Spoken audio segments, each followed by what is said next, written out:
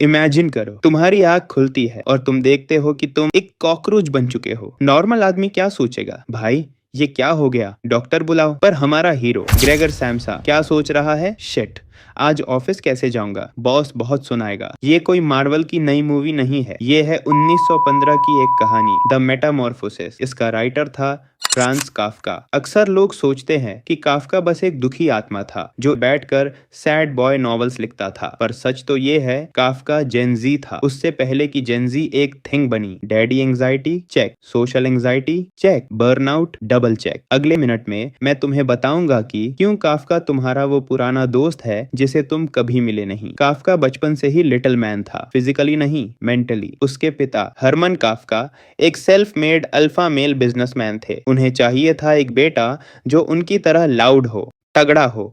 पर मिला कौन, फ्रांस, एक शांत किताबी कीड़ा। यहीं एंटर होती है इंडियन फिलॉसफी की माया। उसके बाप की नजरों में फ्रांस की कोई वैल्यू नहीं थी क्योंकि वो उनके सक्सेस के फ्रेम में फिट नहीं बैठता था। काफका ने केमिस्ट्री ली, बाप ने बोला बेटा लॉ कर ले, फैमिली बिजनेस में काम आएगा। काफका ने वही किया जो हम सब करते हैं, वैलिडेशन हंगर। उसने लॉ पढ़ा, लॉयर बना, पर अंदर से वो मर चुका था। काफका ने एक बार कहा था, I am a cage in search of a bird, मतलब केज तो रेडी था पर अंदर की सोल गायब थी। काफका एक इंश्योरेंस कंपनी में 9 to 5 जॉब करता था। वो उसे कहता था ब्रोथ बरूफ, यानी रोटी के लिए काम। दिन भर बोरिंग फाइल्स और रात को जाग जाग कर लिखना। रोज एक पत्थर पहाड़ पर ले जाओ और फिर उसे नीचे गिरते देखो। काफका की लाइफ बिल्कुल वही थी। आज हम इसे कहते हैं हसल कल्चर। काफका ने 100 साल पहले दिखा दिया था, जब तुम्हारा काम तुम्हारी आइडेंटिटी बन जाता है तो तुम इंसान नहीं,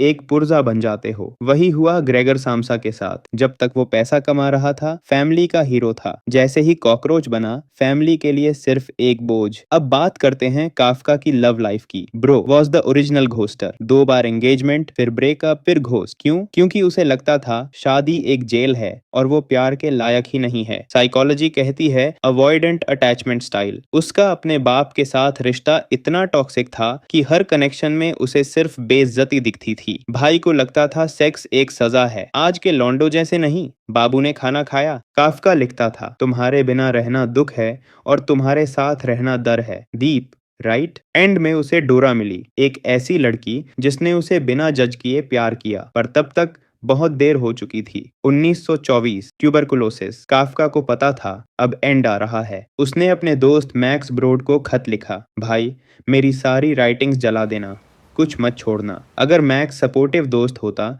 तो आज हम काफका को नहीं जानते, पर मैक्स ने धोखा दिया। उसने सब कुछ पब्लिश कर दिया, the trial, the castle. Philosophy कहती है death of the author. Kafka मर गया, पर उसकी इनसिक्योरिटीज आज 1.3 मिलियन गुड रीड्स रिव्यूज के साथ जिंदा हैं। सोचो, तुम्हारी प्राइवेट डायरी के दुख आज लोग पॉपकॉर्न खा खा कर पढ़ रहे हैं। तो काफका आज क्यों जरूरी है? क्योंकि आज हम सब किसी न किसी लेवल पर कॉकरोच बन रहे हैं। हम एआई से रिश्ते बना रहे हैं, हम अपनी सेल्फ वर्थ प्रोडक्टिविटी से नाप रहे हैं, और हम सबको लगता है हम एलियनेटेड हैं, कहीं फिट नहीं बैठते। काफका ने हमें ये सिखाया, दुनिया अजीब है, सिस्टम बेकार है, पर तुम्हारे अंदर का कीड़ा ही तुम्हारी असलियत है। अगली बार जब ऑफिस जाने का मन न करे या बाप की बात चुभे तो याद रखना तुम अकेले नहीं हो। 100 साल पहले एक लॉयर तुम्हारे लिए ये सब लिख कर गया है। वीडियो पसंद आए तो लाइक करो, वरना मत करो। वैसे भी काफका को वैलिडेशन पसंद नहीं थी, लेकिन मुझे है तो सब्सक्राइब कर देना।